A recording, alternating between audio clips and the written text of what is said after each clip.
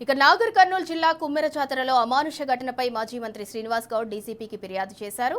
నాగర్ కర్నూలు జిల్లా కాంగ్రెస్ అగ్రకులానికి చెందిన నాయకుడు రజక కులానికి చెందిన 2 నెలల పసికందును తన్ని చంపిన వ్యక్తులపై కఠిన చర్యలు తీసుకోవాలని డిమాండ్ చేశారు.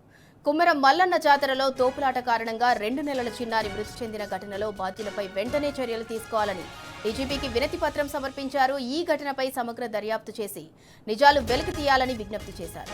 బాధిత కుటుంబానికి న్యాయం చేయాలని కోరారు. భవిష్యత్తులో ఇలాంటి ఘటనలు జరగకుండా కఠిన చర్యలు తీసుకోవాలని విజ్ఞప్తి చేశారు. పసికందు తల్లిదండ్రులపై దాడి చేసిన నాయకుడిపై చర్యలు తీసుకోవాలని శ్రీనివాస్ గౌడ్ డిమాండ్ చేశారు. ఇక ఇదే అంశానికి సంబంధించి మరింత సమాచారం మా ప్రతినిధి రంజిత్ అందిస్తారు. రంజిత్, నాగర్ కర్నూలు జిల్లా కుమ్మెర జాతరలో జరిగిన అమానుష ఘటనపై అయితే మాజీ మంత్రి శ్రీనివాస్ గౌడ్ డీజీపీకి ఫిర్యాదు చేశారు. దానికి సంబంధించి పూర్తి డీటెయిల్స్ ఏంటి?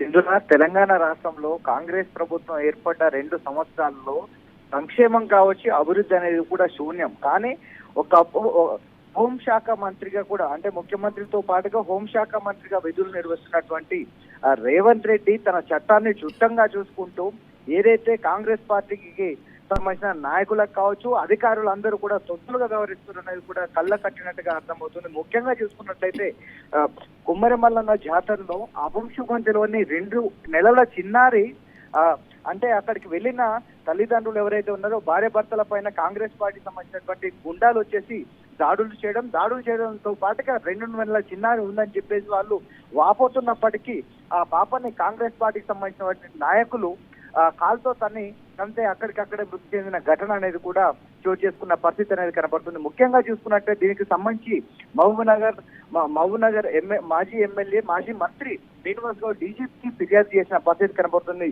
ముఖ్యంగా చూసుకున్నట్లయితే అంటే ఈ యొక్క ఘటన ఏదైతే ఉందో, ఈ ఘటనలో జరిగినటువంటి ఈ 2 నెలల పాప పైన జరిగినటువంటి ఆ ఘటనలో చిన్నారి చనిపోవడం అనేది కూడా చాలా బాధాకరం. ఖచ్చితంగా అలాంటి దుర్మార్గుల పైన ఖచ్చితంగా కేసులు వేయాలి. కఠినమైన కేసులు వేసినట్లయితే రాబోయే రోజులలో ఇలాంటి పనులు చేయాలంటే వేరే వాళ్ళు భయపడే విధంగా ఉండాలని శ్రీనివాస్ గౌడ్ ఆవేదన వ్యక్తం చేశాడు.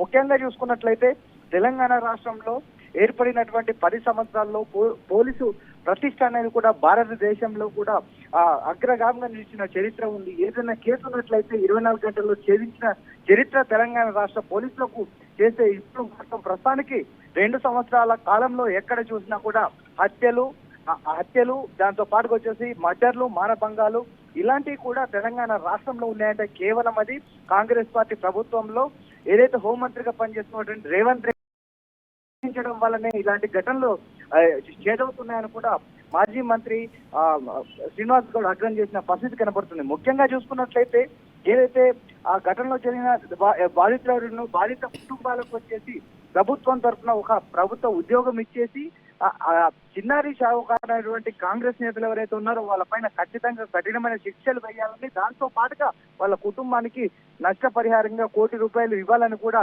మాజీ మంత్రి శ్రీనివాస్ గౌడ్ కోరిన పరిస్థితి కనబడుతుంది. దీంతో పాటుగా చూసుకున్నట్లయితే గతంలో చూసుకున్నట్లయితే పోలీసు యంత్రాంగం అనేది కూడా ప్రతిష్టంగా ఉన్నది. దానికి ఆదర్శంగా నిలిచి కూడా దేశంలో అగ్రగామి నిలిస్తే నేడు ఎక్కడికక్కడే వచ్చేసి నడి రోడ్డు పైన జరిగినటువంటి హత్యలు కావచ్చు, కూకట్పల్లిలో ఒక చిన్నారి పైన ఇంట్లోకి